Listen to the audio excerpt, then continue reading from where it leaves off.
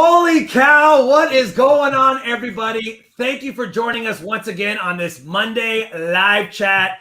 Of course, you guys know we've got Silver Seeker and Ravenhawk Coins joining us as normal, but tonight I'm super excited. Not only do we have the one and only Taco Stacks, he actually is doing his first live stream of 2021 with us. So thank you, Taco Stacks, very much for joining us. How you doing tonight, brother? Doing great. Thanks for having me. I'm glad you said yes. We're excited to have you. We've had metal detecting people, precious metal stackers, numismatic people. We've had coin collectors, all kinds of people that do lots of different types of treasure hunting, if you will. And when we had a chance to have somebody who does the other side of it, like the thrifting, the storage buys, the trash picking, you name it, flea market stuff. I have a lot of people that are subscribed to my channel that I know personally are interested in that kind of thing. And I was like, man, we got to have Taco Stacks. That being said, Seeker, how are you feeling tonight? Are you excited as I am? Dude, I'm really excited. I'm glad to get Taco Stacks in for sure. I've been watching his channel for a long time. If you guys haven't done so yet, I'm telling you, it's something I didn't even know I would like. And then I started watching it. It became addicting. I actually binge watched his channel before. So he probably doesn't even know that until now. But it's funny, Taco Stacks. When you were live, one of the times you were live last year, I watched it. So it was good times. What are the odds? What are the odds? I'm glad to have you, dude. Excited to have you here. Appreciate it, man. How about you, Raven? How you doing tonight? Man, I'm doing awesome. Having a really great evening. Good to have the legendary Taco Stacks on the panel tonight. I'm sure he's got a lot of great stories about jumping into the dumpsters and finding great stuff, my friend. So I'm looking forward to just seeing what he has to show. Absolutely. Appreciate it. It's good to have JD's Variety channel, also now known as Treasure Quest, visiting here. Good to see you, Treasure Quest. He says it's Taco Monday, not Taco Tuesday.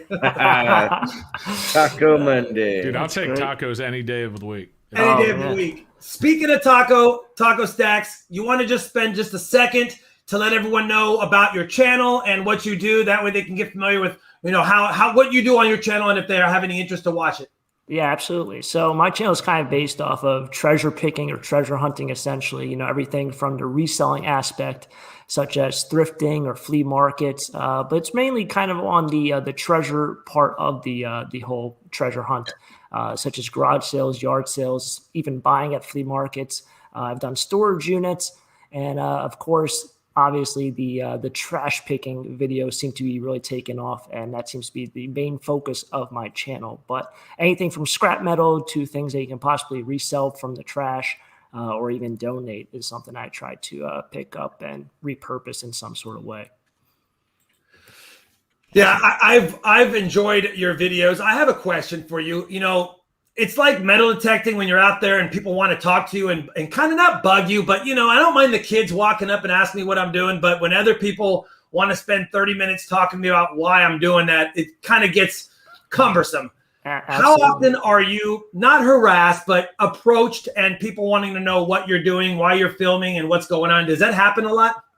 Surprisingly, it doesn't. When it comes to trash picking, not that often. But what I would say is that, like, every single time I have an interaction with someone, whether it be I'm picking up their trash or somebody's walking down the road, it always seems to be something very pleasant, which, it's kind of changed my whole thought process on it. I think a lot of people look at people who pick up trash metal or trash pick or pick up scrap metal, I should say, kind of as somebody who's kind of like a riff-raff, and I think that, that whole different mentality has kind of definitely come into fruition, I would say. And everyone seems to be very positive about it. I really haven't had any negative interactions. That's awesome, brother. Do you prefer, I know you do mostly the trash picking episodes and you've done some storage auctions. Is there one you prefer more than the other, or is it just harder to do one more than the other? I kind of want to hear your thoughts on that. Yeah, absolutely. So the thing with the storage units is you kind of have to have two different mindsets. You kind of have something that you kind of want to do, something inside you really wants to find something inside you really wants to like discover something that someone else might not be able to see. You obviously want to find something that might have some sort of monetary value, but when you're going against other people and you're competing in that nature, some people who might be new to it might just be willing to risk so much amount of money and also be willing to risk something such as so much time. So you have to invest your time and your money, to the right extent, I should say. But I definitely enjoy the storage units a little bit more just because there's a treasure hunt of what's inside a box. But if it's everything's just still right there, right in front of you, it can be kind of tough. That side, I would probably like trash picking more. So Yeah. What's your best? And I don't know. I get asked, "What's your best find? What's your best coin?" Do you have? It might not even be your best as far as monetary value. Maybe there's some historical significance. But what's your favorite or one of your favorite finds? And it could be from a locker or from trash picking or flea market or thrifting or whatever. Do you have something that jumps into your mind that you want to share with us? Absolutely. As I see, Coin Crew also left that same comment or question in the chat. My favorite find, most definitely, to anyone out there who might like sports, maybe, or like baseball, might have heard the guy Stan Musial. If anyone might be familiar with Stan Musial. Stan the man. Legend. Yes, a top 10 hitter, essentially. I'm from St. Louis, so. Okay, so you're a Cardinals guy. So yeah, when I was at an auction way back when, I used to actually just buy stuff to just flip on eBay when I first started reselling. I never really thought about reselling at a flea market. But there was this one guy who used to always buy baseball bats. So I saw a bunch of baseball bats at an auction, and the bid was down to like $2 or $3. And I ended up buying them. I asked the auctioneer, "Oh, is it for all the bats?" Because there was a whole stack of them. And it was a stack of wood bats. And so I ended up getting for like $2. I think there was 4 bats. I flipped 3 of the bats on eBay for like $20-$30 each. But there was one bat marked Stan Musial on it. And the crazy thing about trying to find history on baseball bats or wood baseball bats is there's not really that much information on game issued or game used bats from the original 40s and 50s. And so I listed on eBay, and overnight I probably had 8 or 10 offers. $300, $400, $500. Would you ship to Japan? All these different crazy things. And I end up just letting it go.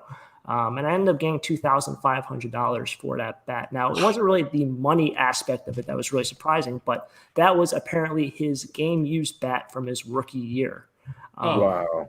And anyone who might know a little bit about baseball, you go to the store, you see a bat, it's marked Derek Jeter, it's marked Mickey Mantle, whatever. So you just think, oh, just another bat. But it turned out it was actually his game-used bat. And it was crazy to me just by holding it, because I was always a baseball guy, that I was actually holding a bat he used in a game his rookie year. And I found it at an auction for essentially 50 cents because there was 4 bats there. So that was something that was really cool. Like the monetary was great and everything, but it was really cool to just hold history just like that. Man, that's an amazing find, amazing story. And you're right.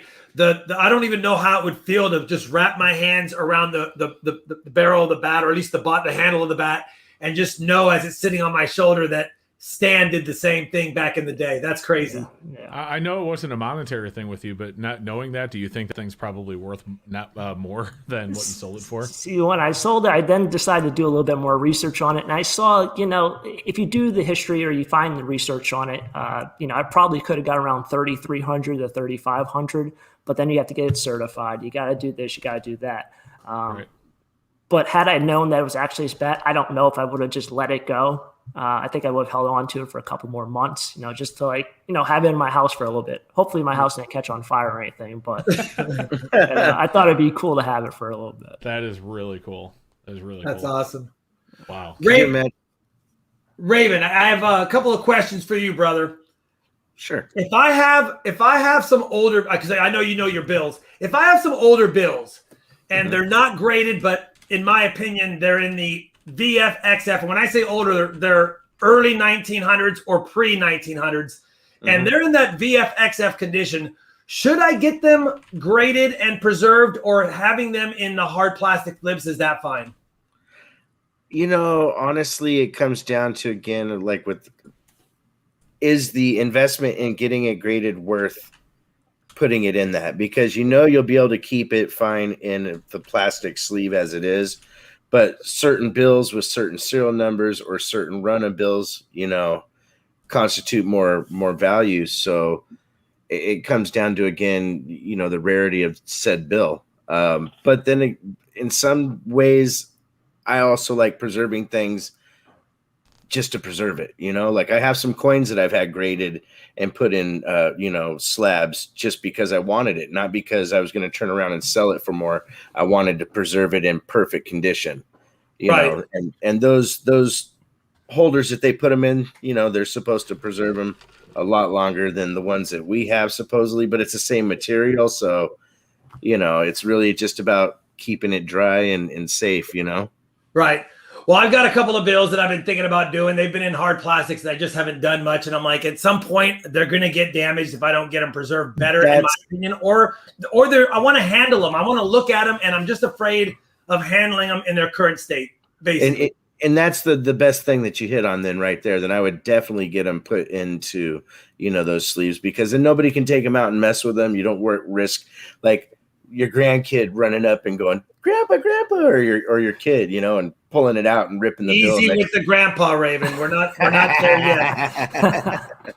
I just want to answer a question. Mr. Turtle says, Rob, when does the Washington Crossing the Delaware quarter come out? People have said they're getting them. Are they confusing them with the Tuskegee Airmen quarter? No. April 5th was supposed to be the release date from the mint to have them out. Now, typically, if they release them on the 5th, by the time they hit the coin distributors who then package them, who then send them out, you may not see them for a few weeks after, but make no mistake, people are seeing them in the last 10 days. They are out. I have not seen one. I cannot wait to see one, but they're in circulation technically as of right now, as of April 5th. So definitely out there. I had one in my auction last night in the proof set, but I'm waiting for the business strike. In the proof set, it looks gorgeous. I like both of the quarters, the Tuskegee and the Washington look great. You know, that makes me think of a question for Taco Stacks. In all of your, and I haven't scoured every video, of course, you release quite a bit. I've watched several of them. Have you ever had like a hoard in an auction or in a storage auction or in a purchase somewhere or in a trash picking situation where you had a whole bunch of coins and or valuable coins? I have not come across a lot of, ever since watching your channel, you know, I've been really actually looking for just silver coins in general, just out in the wild. You know, whether I buy a unit, if there be a collector's coins, I often find a lot of international coins, but domestic U.S. coins, not much. Just actually recently in the trash the other day, I picked up a bunch of scrap metal. And when I got down to the bottom of one of the cans, there had to be 8 or 10 coins in general, just international, but not many coins finding in storage units. Yeah, I always wondered that because sometimes people seem to strike. I mean, it's like with anything. You can always get lucky, but I just wonder how often somebody leaves a bucket of $50 in a storage locker. I mean, I would guess that there's some change drawer finds and things like that, or some car ashtray coin purses, things like that. But to find a hoard of silver, it seems like it would have to be very fortunate. Yeah. I would say this, though. I do have a friend who's in the storage unit business, who's actually very local, and he actually did come across a whole collection of it was a coin dealer that moved down to Florida, and he just ended up leaving all of it in a unit, and that was his best hit, he would say. Wow. So yeah, lots of coins there, but it wasn't me, unfortunately. That'd be something that'd be nice to find, you know, and makes you want to run out there and start looking for storage units, huh, guys? Yeah. Listen, I've watched Storage Wars for years, and then I get lost in the YouTube algorithm of just looking at storage stuff. And, you know, you always see the ones that were awesome finds, but sometimes I like just enjoying some of the basic finds to know what the reality would be if I started doing that type of thing. Yankee Stacking has a question. I saw Silver Seeker want to point me to it. Hopefully this is the right one. One more time. I really want to know how Taco pulls it off without it being his job or being retired. Most of the guys I know who do this are retired due to the time commitment, early mornings, etc. So Yankee Stacking just wants to kind of get a little more insight from you, Taco, if you could. Absolutely. You know, I think flipping in general has its perks. I think you have to be frugal in the beginning part. You know, I think a lot of people don't realize the sacrifices you have to take to kind of be flipping in the beginning. For someone like myself, I used to, you know, sleep with the thermostat set at 55 degrees in the winter. You know, I used to cut a lot of corners. I eventually made it work after that. But to be able to do it full time, you really have to look outside the box. You have to focus on things that might be oversupplied. I used to flip clothes, for example, and that is not something that is very financially giving. But you can definitely make a living by doing it. You just have to really have to work. I mean, you go to any thrift store around here, every thrift store has clothes. It's not the most fun thing, but that is definitely the way that I kind of built myself to where I'm at today. Yeah. So this is what you do for a living, though? Yes. Yeah, because that's what I thought. But the way that I read Yankee's question was he thought that you also had a job. Oh, no. This is what I do. That's what you do. Okay. I'm sure in the beginning you were probably juggling some things, right? I mean, you set the thermostat at 55, so in the winter. Yeah, it was cold. I mean, I'm in Pennsylvania. 55 is pretty cold. It gets down to the teens. Stacking blankets and dogs. Yes, I was going to sleep in 3 hoodies. It was not fun at all. Man, wow. But hey, that well, and that shows that sacrifice pays off. For anybody that thinks that anybody's just handed something in this world, most of the time, no. Got to put a lot of hard work in, and then when it pays off big. Hey, Taco, you ever find any magic cards in those storage lockers? Once in a while, I will find some magic cards and Pokemon cards, but not often. Not like collections like you'd probably think. Pokemon. So Larry Powell II wants to know how we're all doing this evening. I'm doing great. Listen, I couldn't be happier today than I was yesterday. So, we had family over for a few weeks, and the last couple of days I finally got to get back to some normalcy around here, just me, my dog, and my wife, and that makes me happy. And I can't speak for the other guys, but I wouldn't mind knowing how Silver Seeker's doing today, because I know he wants to be doing good after what him and I talked about earlier today. Seekers had a cluster of a day, but I got it settled. For you guys that follow my stream, my bank decided to triple the fees that they charge me for returning the coins that I hunt. So wow. Triple. Yes, triple. Wow. Yeah. So I was my phone's blowing up for some reason. I was on the hunt for a new bank today. I finally found one. I set up a new account and all sorts of stuff, but that was most of my day. That and shipping. It's been a long day. You know what? That made me think about something. Taco, do you have a love-hate relationship with a lot of shipping? I mean, do you do a lot of shipping as well? I know you have to do some. I've seen that you do have things, but do you have a lot of shipping like maybe we do? Yeah, definitely. I do all my shipping through the post office. However, I don't even mess with FedEx or UPS or DHL. Everything's done through the post office. And, for the most part, except for around winter or, the whole holiday fiasco, I'm pretty sure you guys experienced it. Oh my God. Yes. Yeah, it's terrible. Aside from that, they've been pretty good for me. So. Yeah, I actually ship everything through the post office as well. I print all the labels myself, take them up, and but still, it's still a it's still a lot sometimes. Right. So it's how you ship. I mean, do you ship like how much of your week is spent shipping? Let me ask you that. When I first started doing like YouTube and everything, I really did spend a lot of time. I mean, I shipped out every day. Now it's kind of getting into more YouTube and stuff. It's every other day, but it's still consistent. I mean, it's multiple packages a day every other day. We stopped talking. I'm sorry. I think Taco Stacks may have already answered this from Matt Poe. What's your most unique finds in your hunts? I know we found one that was kind of historically significant to you. Is there a unique find that you don't see every day? Like, how is this here? Right. I think honestly, in this area that I live in, the farmhouse decor is kind of a big thing. So I come across a lot of authentic late 1800s, early 1900s furniture. I'm not talking about like the big china cabinets. I'm talking about nice oak dressers that are somewhat manageable to move. I've found quite a few of those old cabinets. I haven't found any signs. I'm a big I like the porcelain, vintage signs. Yeah, those are cool. Haven't found any of those. And realistically, at auctions, I mean, they go for crazy and insane money. But I've never found one of those just out in the wild for a good deal. But yeah, I would say the authentic, the antique furniture. Aside from that, I found a couple, if you're into golf, I'm a big sports guy. I found a couple tour bags that, retail for around $450, $500 out in the trash. The guy actually came out. He's like, "Oh, do you like golf?" I was like, "Yeah, I like golf." And, I just chucked them in my van.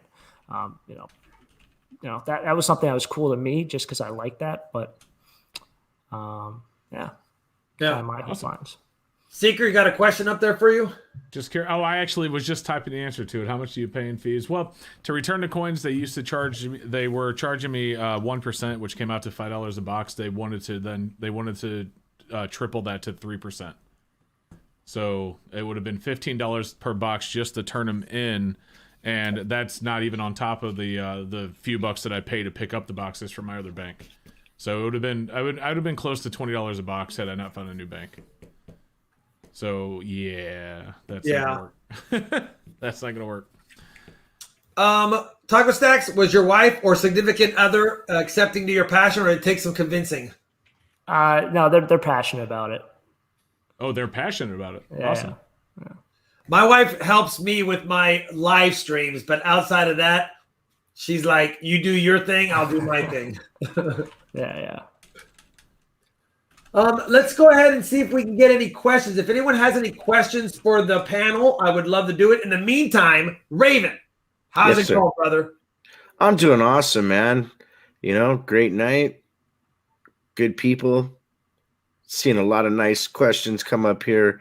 And curious, Taco Snack, what's your craziest thing that you've run into doing this? Like just the craziest situation you've had to deal with? Oh, I'm gonna have to come back to that one. I'm not really, when I think of crazy, I think of like negativity and like just like chaos. I don't really recall too much chaos. I've had issues like selling in general, like at a flea market, but nothing in terms of like trash picking and storage units. Aside from maybe at storage units, a lot of people don't like you to film. Aside from that, nothing really too crazy, which I'm very fortunate about. I kind of hope it stays that way. Yeah. Well, I guess I didn't frame the question properly. I guess I was meaning like just really like what's just the most interesting experience you've had while doing this, like something that's led into doing something else or meeting somebody you never thought you would meet, something along those lines. Yeah. I think just being consistent. I think, at first, I just did trash picking just for fun. And now it kind of became a hobby. So I kind of picked up another hobby, something I kind of enjoy doing. I kind of wake up, I don't think of it as a job. I don't think of it as just like, just work. It's something that I enjoy. And at the beginning, I think a lot of people, when they ever get involved in something, they think of too much as, oh, this is work, or, oh, this is a routine. And, I think by picking up a hobby, by doing this is something that I really enjoy. So. Sandy wants to know, Taco, what's your favorite go-to method website for relisting? Is there anything that's more profitable? Like, I don't know if you want to give away all your secrets tonight, but is there something you could share with Sandy? Yeah, right. Like I said in the beginning, I kind of like doing clothes. Right now, when I first started, it was really just eBay and Etsy. Poshmark kind of came into play. I think there's Mercari, Depop. I'm very, I guess you can say, faithful to Etsy. I think they are very respectful of their sellers, which you won't find on eBay. Not throwing shade at eBay, but I do see eBay having some issues, but Etsy seems to be very respectful of that, and I do like that. And they also seem to have the lowest amount of fees, even though they keep bumping it up. It seems to be very consistent. Yeah. Raven, what's the oldest coin you have found coin roll hunting? Coin roll hunting, on a live stream, I found an 1899 Barber half live. And then oldest, I think it was like 1887 Indian head cent. Those have been the two oldest finds. I found a V nickel, but I think those right off the top of my head are the two oldest. Yeah, my oldest Indian head cent was an 1880 found coin roll hunting in a box, and my oldest $50 was the 1893 Christopher Columbus commemorative $50. That was awesome. Yeah.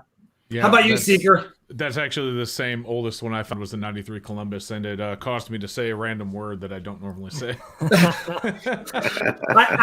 I know you don't coin roll hunt necessarily, Taco Stacks. What's the oldest coin you have ever either gotten back in change from a locker? Do you have any idea? Can you remember the design at least? Or I've had a couple Morgan dollars. I think the last unit I actually bought, there was, I think, 2 Morgan dollars. I can't tell you the name on it, though. I meant the you know year what, though? You can't get mad at finding a couple of Morgan dollars in a locker. Nope. Yeah. That's cool. Yeah. Let's see. I have a question here from 48 State Prospect in the panel. for us, besides silver or gold bullion, are there any coin types you think may increase in value better than others for investments? Seeker? Other than gold and silver bullion, I mean, obviously anything with a low mintage. So, I mean, if you're going to look at numismatic coins, you want to look at key dates. I wouldn't really put a bunch of money into getting the common stuff if that's what you're really worried about, because that's really going to fluctuate with gold or silver. If you look at like common date Morgan dollars, granted they aren't priced based on their silver content, but they do tend to fluctuate with silver. So as silver goes up, they'll move up. As silver goes down, they'll move down. But the key dates are always going to maintain and usually go up. And I guess I can't say always, but in general, key dates will maintain and gain value over time. So, in your Indians looking for like the 1877, things like that, 08S, 09S, Morgan silver dollars, pick up your Carson cities, things like that. You even pick up an 1893S if you can afford it. Fantastic coin, love them. But you get my point. Key dates. So the stuff that's really hard to find, because everyone's going to put together sets. If someone gets into coin collecting, they're going to want to put a set together, and it's going to be harder to find those dates, which is why they maintain their value. Yeah. So. And Raven, what do you think? I can't agree with him more on that and this, what he said, but there's also a couple of other things to look at. We've hit on the idea of lowball coins, which are insane, and you can get those for almost nothing, but you're gonna have to put in the work to find them. And then really old proof sets.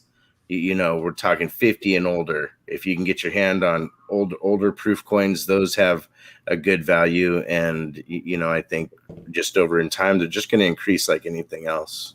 Yeah, and I think the only thing I would add to that is, don't be afraid to familiarize yourself with the types of strikes that fetch big money.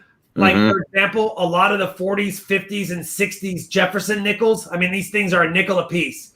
But if they have full steps on the back, some of these coins sell for thousands and thousands, and we're talking home price sales on some of them if you can get full steps, because as a little FYI, most of the Jefferson nickel dies were used for several years on the reverse. And so other than, I think, and I could be off by the years, but other than like 58 and 51 and maybe 64, they switched the reverse dies, but they used them for years. And after striking billions of coins for years, very small amounts of those coins were actually struck with full steps. And then you have to be able to find a surviving coin that didn't get circulated so bad that it erased the full steps. So those coins don't have any value if they're not full steps, but with full steps, you could almost buy a house with some of them. So those types of things, full bands on dimes and full bell lines but that's silver coinage. But at the end of the day, don't forget about the different striking varieties that people look for that can have a lot of value as well. Absolutely. And also don't forget to hit that like. I see we're only at 81. We're at 80. That might be an all-time low light. They don't like us tonight. It's all good. Buffalo Joe. Hey, gents, when you found your junk silver dealer, is paying at spot what they usually charge, or does it vary? Seeker? Oh, shoot. I'm sorry. I'm also taking. I'm sorry. I apologize. Let me read it again. I'm also taking notes for tonight's podcast, so I forget what we need to discuss after the stream. Hey, gents, when you find your junk silver dealer is paying at spot what they usually charge, or does it vary? Like you paying at spot or what they pay at spot? There's a big difference there. But right now, I've done videos on this. It's very hard to find anyone selling anything at spot, even 90%. So right now, no. But back in the day, yeah, you could easily find people that were selling 90%, for example, for melt, and then they'd be buying it a couple dollars back of melt. But right now, you buying from them, Buffalo Joe, you're not going to buy silver for spot from anybody right now, unless you get really, really, really lucky. Yeah, I mean real lucky.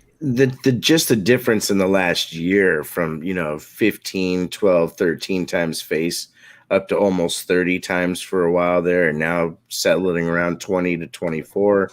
Yeah, if you find it for face, not face, for spot, literally back your truck up and buy as much as you can. I mean, I would. I would too. Right.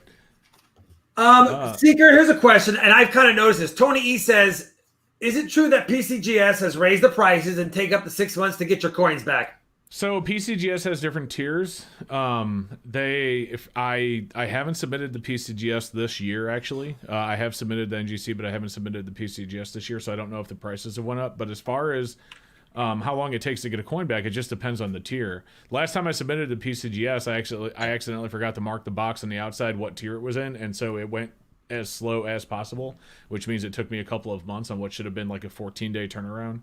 But I would be blown away if it was 6 months. Now, that is way different for grading playing cards right now, just so you guys know. Grading cards right now, like, I don't even think PCS is taking any new submissions right now because they're like 6 to 9 months backlogged. Crazy. What about PSA? That's what I meant, PSA. Sorry, okay. Not PCS. I know you did. I just messed with you. Sorry. I love you, brother. I'm just messing with you. Well, I mixed PCGS and I know you did. Anyway, whatever. Sappington for Taco. Do you ever find any old 78 RPM records like early blues jazz that go for crazy money with condition mattering, of course? Yeah, I do find a lot of records out and about. There's a lot of record dealers. There's a lot of people who just sell records, boxes of records, same at auctions, same at estate auctions. In terms of the genres you're talking about, not really. It really depends on your location. Around here, it's really not that much that. And, there's certain genres that just don't pop up and seem to be very, very hard to find around here. But I guess it's based off kind of your location. But lots of records are still out there, still in houses. Yeah. Right. Yeah, that's awesome. I've always thought about storing some more vinyl myself, but how about silver and gold? Do you stack it all? Do you keep it to the side? Do you have any silver and gold? Yeah. So I do find silver and gold, I would say maybe one every 3 or 4 storage units that I do buy, but usually just jewelry, and then I just end up just offloading it. I don't really ever store it. Silver is different. I do hold all my silver, but the gold I generally just flip immediately. Yeah. You flip, so you're talking about like scrap gold, like some lower carat jewelry. Yeah, 14 karat jewelry, stuff like that. I definitely, offload. In terms of like coins and stuff that might have any sort of silver value, I do hold on to though. But yeah. It's very rare to find it.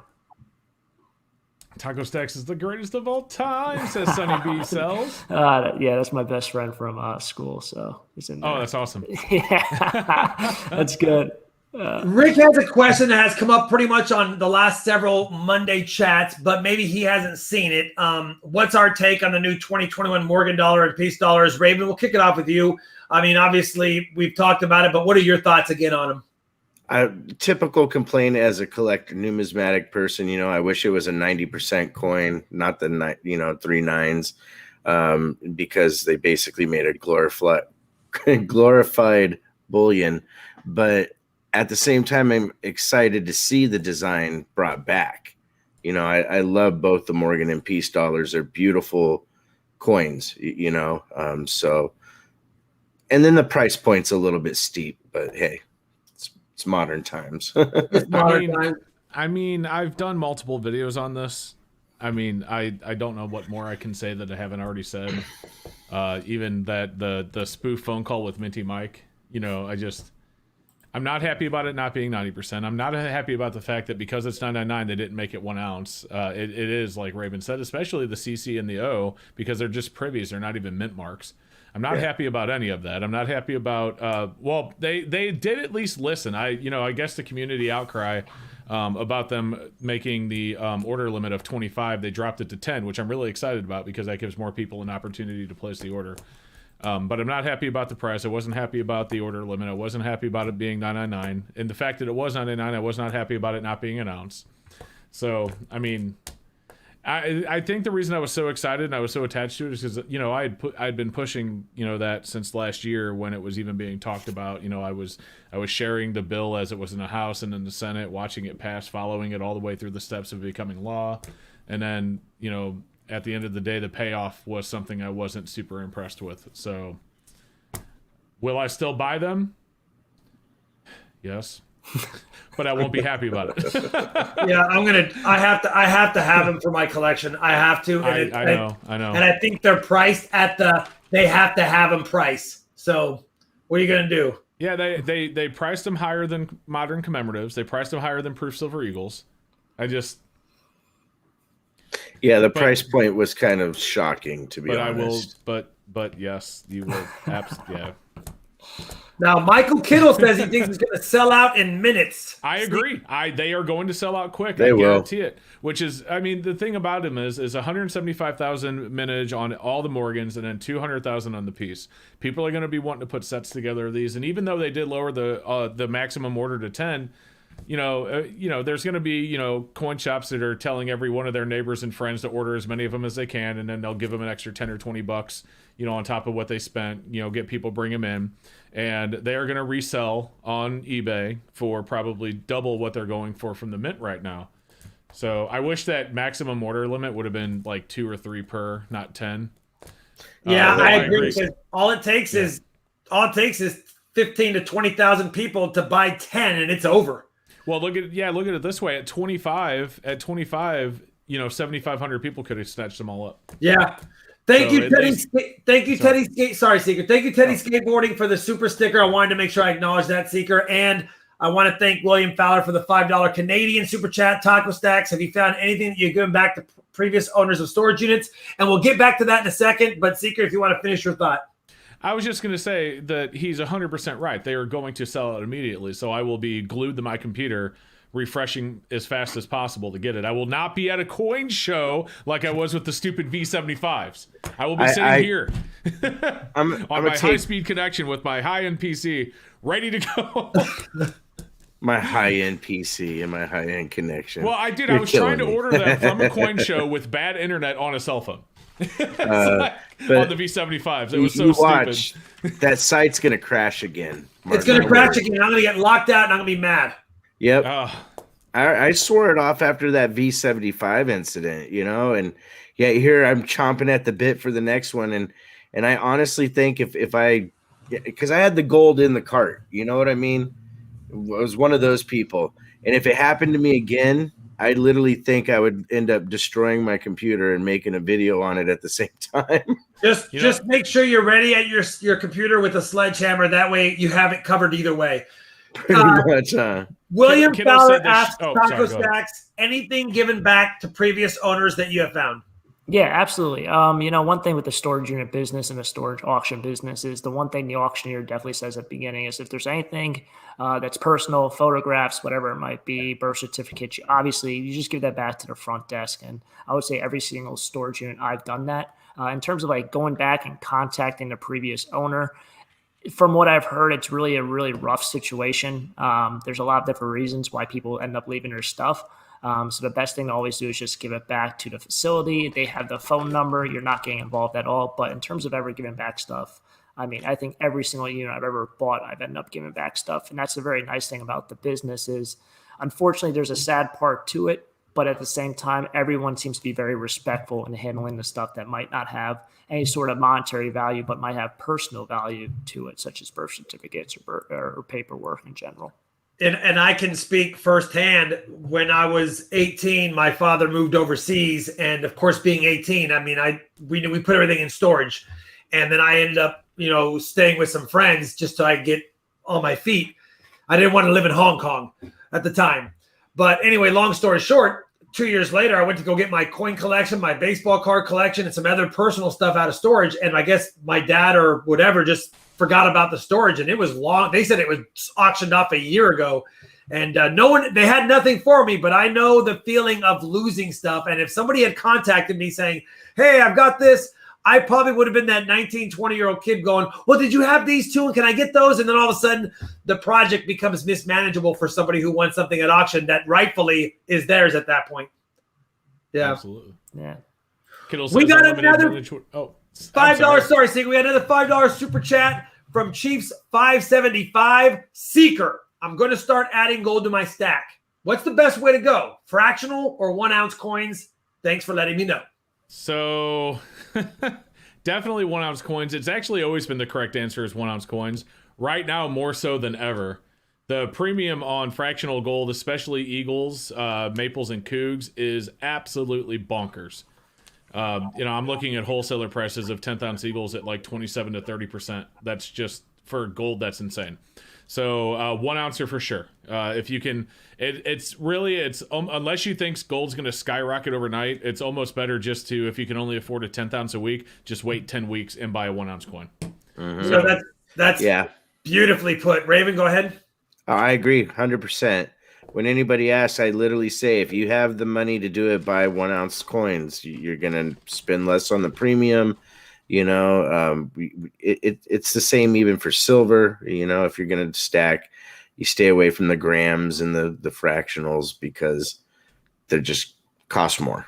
Well, if you're stacking silver and fractional, you just want to get 90. I mean, that's how you stack fractional silver is 90%. You just buy the coins for sure. And I agree, Seeker. I think at the end of the day, like with anything in life, if you can't afford it, then you want to buy in bulk. And more importantly, if it's expensive, like Seeker said, put that money aside and buy when you can in a bigger bulk.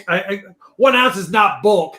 But when you compare it to a 1/10 ounce gold, it becomes bulk, in my opinion. There's also an advantage depending on what state you live in. Like in California, if you spend more than $1,500 in any one given transaction on commodities, you don't pay any taxes. So there's things like that is a good consideration as well. I mean, taxing gold and silver is unconstitutional, in my opinion. That's why I'm glad I live in Missouri. Actually, isn't Arkansas just about to pass a law where they're removing tax on gold and silver? I believe that's correct. I just heard about that. But they shouldn't be taxing it at all. But yes, you are correct. If your state just so happens to tax gold and silver, and like California, he said, which is true, I know that. No taxes for me, Seeker. No taxes for me. I know. And not only no taxes on gold and silver, no state taxes here in Texas too, which is nice. That's awesome. Anyway, I do see Crimson Air. It's got a question for me. I don't know the specifics. Maybe Seeker could help me, but do numismatic grading companies provide any compensation for accidental damages submitted specimens? They have disclaimers that I'm aware of.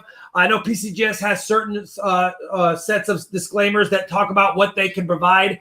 I am totally naive when it comes to NGC, but maybe Seeker could kind of touch on it since he does more submissions than I do. It's the same thing. They have disclaimers. I mean, they're not responsible for damage, et cetera, et cetera. If it's damaged in shipping, if it's dropped, whatever. Generally, they're going to take care of you. But the reason they have to put that disclaimer there is because, they don't want to get sued for, I mean, God, who knows? Someone, they have to protect themselves from, massive losses. So their disclaimer is going to be there. Right. That being said, I've never experienced any issues with damaged coins from submissions. So I've never, I don't have any firsthand experience to share with you. Me neither, although I have seen people that have claimed to have taken pictures of coins, sent them in, and came back and there was something else on the coin. But I don't know all the rules. You read the disclaimers, and just because you insure a coin for 10 grand doesn't mean you're going to get 10 grand for it, because at the end of the day, they're going to tell you what they believe. What their disclaimers are going to release them from any of the over insuring claims that could happen. Super Gingy, $5 super chat says, yesterday I came across 2021, I'm assuming the Crossing Delaware quarter with the pre-99 obverse. You all like the mint going back to old designs? I'll tell you, I've never liked the new nickel design. I've never liked the new quarter design.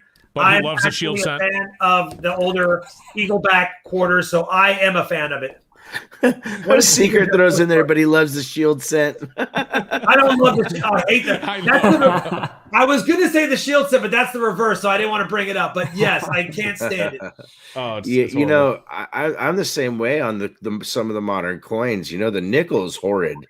I think that horrid. Is the laziest design. It was just kind of like, I just not a fan of it.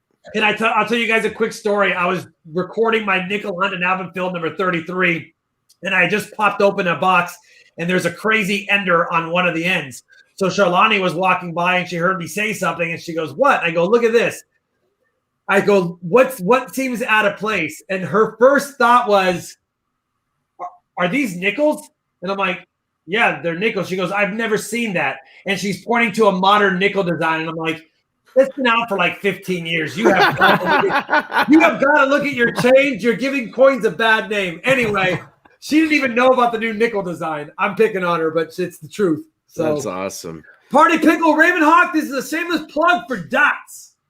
I love my Dots. Dots pretzels are the bomb. Few people think they're a little salty, and I can see that, but they taste great, man. They are a little salty. I had them for the first time a couple of weeks ago. They are good though. Like, I eventually finished the bag, but I expected that bag to be gone much quicker than it actually was, and it was mainly because of the salt.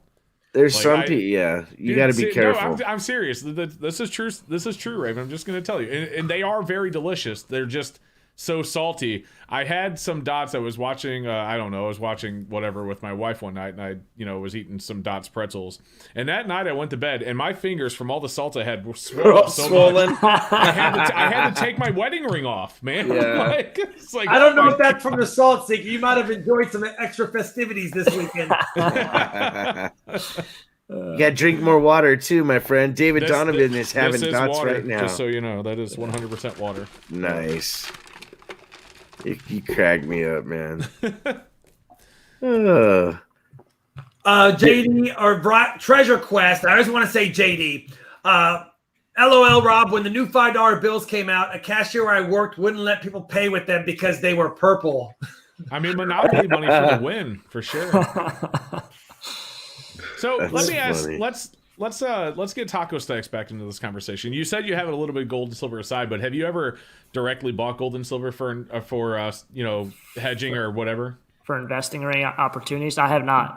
No. I've inherited a little bit, but not much. I mean, a couple ounces here and there. But Gotcha. in terms of gold, gold, I really never see. And going off of gold, I saw Rob. You started smelting some gold the other day. How do you feel about smelting gold? Like, how You do know what? Are I'll you be nervous honest about it? If you watch if for no one that's watched the gold smelting, and I know I had to put a disclaimer on, I know people don't like melting gold, and it's not one of my biggest things I do. It's the second time I've ever melted gold. I melted some flour gold and some flake gold into a bar, which came out beautiful, but there's not a lot of value in flake and flour gold anyway, as far as a premium. Nuggets, I won't melt. But anyway, I got one of my subscribers had some gold, and he collects skulls. They wanted me to melt a gold skull for him using the gold he provided. If you watch that smelting video right when I'm pouring the gold skull, you will see the crucible shaking. I was like, please don't mess this up. I thought there would be pieces of the crucible in it. I was like, it's not going to be 3 nights fine. I was stressed. But at the end of the day, it came out fine in my opinion. And would I do it again? I don't know. But would I melt flour gold and flake gold and maybe little pickers? Probably. Nuggets and already set up bars and stuff, I won't. Now, fractional, little tiny 1/10 and 0.5 gram and 1 gram bars, yeah, there's not a lot of value. The premiums are crazy, so I wouldn't buy those to melt them. But there is some artistry in melting gold if you can get something that you would collect. That's good. Fair enough. Yeah. Got a We have, super chat there. I think I have a super chat that I missed from Coin Crew. Everyone on the panel rocks $20 super chat. Holy cow, Coin Crew. Thank you very much, brother. Absolutely, much. guys. And we're at 2:30 right now. If you guys haven't subscribed to Taco Stacks, just plug the channel. Rob, you should. Oh my gosh, I said Tax Stacks. Wow. Anyway, Rob, you should pin that or something for him. Let me show it up here, and I'll pin it on even though it says, okay, I'll pin the right one this time. Yeah. I appreciate it. Tax Stacks. Hey, that's a new channel for you, man. Second channel. We stack tax. That's all we do. I should have the message pinned at the top of the chat. Please check out Taco Stacks. He has not done a live stream this year, and when I asked him to join us, I was pleasantly surprised at his willingness, professionalism, and he's been nothing but fun on the chat tonight. And really, I know a lot of my viewers that are watching and those that watch the replay. So if you're watching the replay and couldn't catch us live, please check out Taco Stacks. Obviously, I know you'll fall in love with his content. It's a lot of fun to watch your day begin. You're driving around, pulling up to the curbs of different places, of houses or whatever, apartments, and then filming and panning around what you got. And then you're describing of what it is, and then seeing subsequently a video or two later, not always, but sometimes when you actually go to sell it at the flea market and your interactions with people at the markets. Tell me about, it's gotta be tough going if you're somebody new starting this, making mistakes, renting a space at a market, trying to negotiate, not very good at haggling, if you will. I mean, have you ever got a space at a market, brought some stuff out, and at the end of the day thought, I just worked 8 hours to lose $50. Fortunately, so far, I've never had a day where I've lost money or haven't made rent. But for someone who might be new and trying to get into it, you're going to be nervous. You know, at the end of the day, you're going to make mistakes. You're going to sell stuff at the wrong price. You're probably going to make someone angry. Someone's going to upset you in some sort of way. That's just how you handle people in general. Dealing with the public's a very, very hard job in general. If anyone out there works in public sectors, I guess, it's tough. It really is. But in terms of like selling a flea market, if you're new, think of a motto. Are you going there to sell everything, or are you going there to make the most amount of money for what you're trying to sell? You're not going to be able to do both of those. And I think a lot of people get into it. They're going there. They want to make the most amount of money. They don't want to give stuff away, but they don't want to take stuff back. You have to pick one of the two, and that's going to be it. So you're going to be upset. You're not going to make the most, or you're going to bring stuff back. But, just realize you're going to make mistakes. Everything, it's a learning curve. It's experience. But, don't get upset over the small details. Yeah, that's great. Don't let the haters get you down either. Yeah. That's great advice, brother. I never really thought of it like that, but you're right. At the end of the day, are you there to make the most out of the select few things that maybe you have that are really valuable in your mind? Or are you there to move everything out, make a profit, have fun, and go back and do it again tomorrow? Yep. Maybe you want to just make space in your garage, Maybe you're not there to make $1 million, but you just want to, make space. Have you ever done any metal detecting, Taco? I've done metal detecting. Metal detecting frustrates me so much. I did a video on magnet fishing the other day, and I probably spent 2 or 3 hours out there for a 12-minute video, and I think I found 3 things. I think that's like the one thing that a lot of people don't see of YouTube is like the amount of extras that go into it without the editing. It's like I was out there for 3 hours. I found 3 things, so it was very frustrating. I can't imagine metal detecting, that people go out metal detecting, how long they spend to find like a screw or a button. It's insane. But, well, it's funny because if like magnet fishing, everyone's like, Rob, give it a shot. I'm like, listen, I have done it off camera and I have found nothing. And right. I spent 7 hours throwing my shoulder out for basically nothing. And to me, I don't live in an area conducive to do that. I'm not going to pull out a Civil War cannonball in my area. The other thing is, I do have to mention that we do have some super chats, so I got to get up there. JD said that's good advice, but by the way, Silver Surfer gave me a super sticker, and if you can see it on the live screen, he gave me a chair spin, and I have to do a lucky chair spin. So thank you, Silver Surfer. Here's the chair spin just for you, brother. I appreciate that. But for metal detecting, like JD or for Treasure Quest, I mean, yeah, you're either going to show a bunch of clads so that you fill up content, or you're only going to show your great finds over several different hunts. And then if you do that, the YouTube world's unforgiving, and sometimes they think you're only finding great stuff. And so it's hard to balance between what I'm really doing and then what I'm actually excited about to make content, for sure. It is, too, if you think about it. It's a delicate balance. Because if you put too much stuff out where all you're doing is showing the trash, no one's going to watch. And like you said, if you put everything out where you're just showing off all the awesome finds and none of the bad, everyone's just going to think you're faking it. Yeah. Absolutely. So it's a delicate balance for sure. Yep. We don't allow Seeker to chair spin. Was that there? He'd fall out. I'd fall out. Hey, I missed that one. He said, I don't allow Seeker to chair spin. People in animals may be harmed. Oh, there it is. We don't know how hard it is to stay in a spinning chair. I don't have much room to spin. Like the green screen is not that far behind me. So we have 6 minutes left. I'm trying to do my best to read the chat. If anyone has a question for Taco Stacks that we haven't answered or that he hasn't touched on that he's able to answer as well, we got him for 5 more minutes, and then the stream's going to end. So it'd be good to get some questions out there now. If you have any, and again, I apologize in advance if I miss any, but I'll do my best for sure. In the meantime, oil up the chair, Seeker. It'll help. Oil up the chair. Well, it's a new chair, so it'll spin. Like I said, it's just here's my green screen. It's not that far behind me. So Taco, I don't even know what this means, but it says AG47 Recon, Taco Stacks. I'm a space collector. Have you found any possible space-flown hardware? Oh, okay. A good amount of engineers in the space program keep defective or broken parts for their personal collection. Anything space related that you can think of as far as hardware that may have entered our atmosphere? I did see that comment pop up about 10 minutes ago. And I was thinking in the back of my head, I was like, what is space flown hardware? But yes, that makes perfect sense. I have never come across a lot of space stuff, space program stuff. I just do not see it. Like a lot of science stuff in general, I really don't see, whether it be environmental or, chemistry. But I really don't see that much science stuff in general.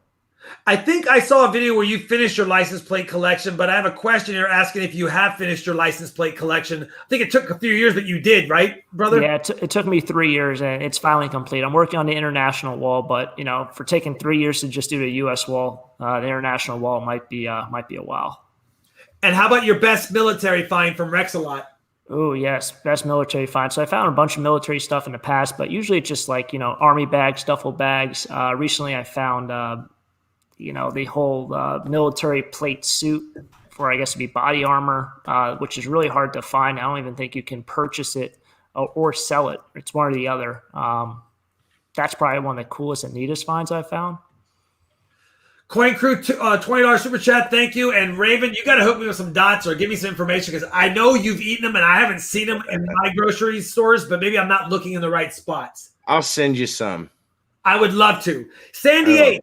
Has Taco Stacks fought for storage units with other YouTubers? Do you upbid because you'll make up the difference with YouTube revenues or views? I don't think I really, I'm looking back on it. I don't think I've ever really bid against any other YouTubers on storage units. I think there's obviously the content aspect of the storage unit in general, but a lot of people also don't see the work that goes into cleaning out a storage unit. And in the back of my head, the only thing I'm thinking about is how long is this thing going to take me to clean out and how many hours am I going to have to spend going to the dump? And then starts to click in a little bit more like, oh, there's a profit to be made. There is a profit for that. But the amount of hours that go into cleaning out a storage unit is just insane. Michael and Lord Zachary Burnett, $5 super chat. Thank you, Rob, Raven, and Sika for the amazing chats. Welcome to the show, Taco Stacks. Love your channel. And then, of course, a shout out to the Coin Crew Nation. Thank you. A couple of comments about my green screen. That really is a picture of my studio. It's just that is at my shipping desk, which is not the best place for me to be streaming from.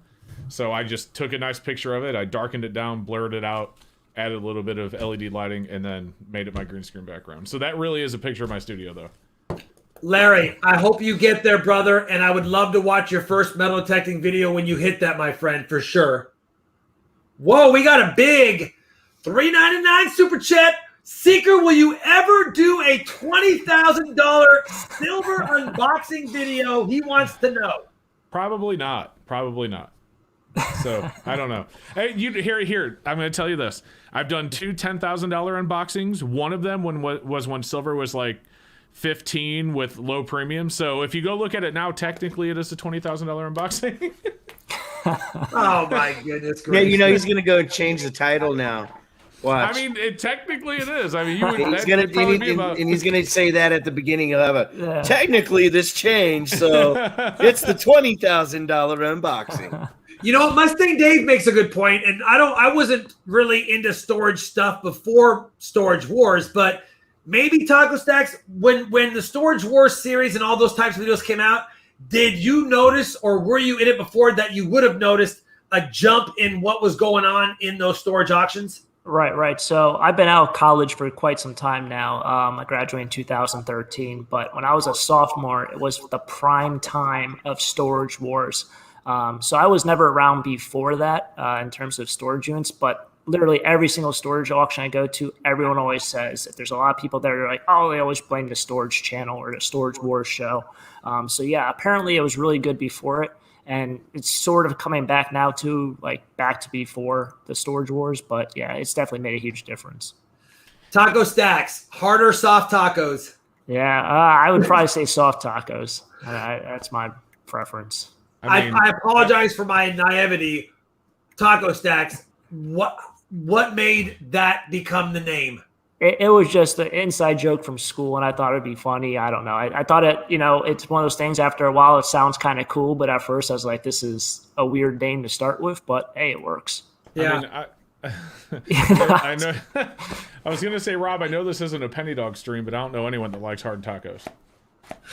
It's not a penny dog stream for sure. Evan Block, what's a good price to pay for $50 face junk silver? And you know what? It fluctuates, brother. I mean, if you can get it for between, and again, maybe someone on the panel can get it for less, but if you can get it for 20 to 22 times face, it's probably in the ballpark. Hey, Taco Stacks, really quick before we start winding down, have you ever watched another channel I watch called Speedy Diver? Yes. Okay. Yes. I was just curious. I've seen a couple. Yeah, I was just curious. That's another channel I watched. Actually, I watched your channel first, and then you know how the YouTube becomes a rabbit hole. Yeah. Yep. Oh my goodness. So I was just curious. Yep. I think we're gonna go ahead and say our goodbyes. I first wanna once again, Taco Stacks, brother, I appreciate you taking an hour later where you're at, an hour out of your busy week to spend the time with us, coin guys, for the most part. That's really cool of you. A lot of the viewers that are into treasure searching, treasure seeking, treasure finding, silver stacking, coins, thrifting, you name it, maybe not always get to be exposed to something that you do. And I just thought you'd be a great guest, and you've been wonderful. And I appreciate you allowing us to have you on tonight. Thank you for having me. It's been a pleasure. This has been more fun than I would ever thought of. And, I truly mean that. Thanks for having me under your wing, and appreciate it. Hopefully we'll be back sometime soon. You would be back sometime soon for sure, brother. And as a reminder, I do want to thank everyone that submitted the super chats tonight. You guys are very, very generous. Obviously, those super chats will go to support the channel for the giveaways on the streams and those things.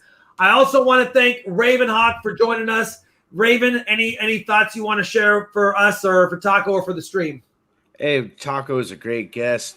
Had some great stories. Can't wait to see who our next guest is coming up, and I guess that's on Seeker's channel.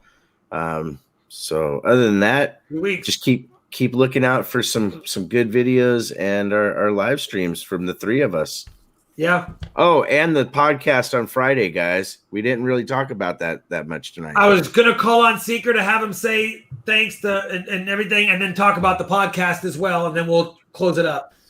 Sure. So obviously, rcubedcast.com, guys. If you don't remember it from last week, make sure you check it out. We got a lot of good feedback on our second episode. Long story, but technically the first. But anywho, rcubecast.com, go over there. We will, so basically right after we're done with this stream, we're going to record what's the after party. It'd be a 30 to 45 minute podcast, which we will launch on Friday, along with posting this exact hangout on the website on Friday as well.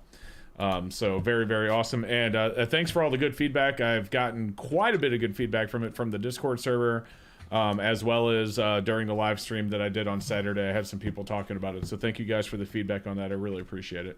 By the way, I didn't mention it, Taco Stacks. We have a podcast site, and a audio of tonight's live stream will be posted as one of the episodes on there, as long as you're okay with that, of course. You have my permission. Okay. Well, the audio won't get posted. We actually post the video on the site.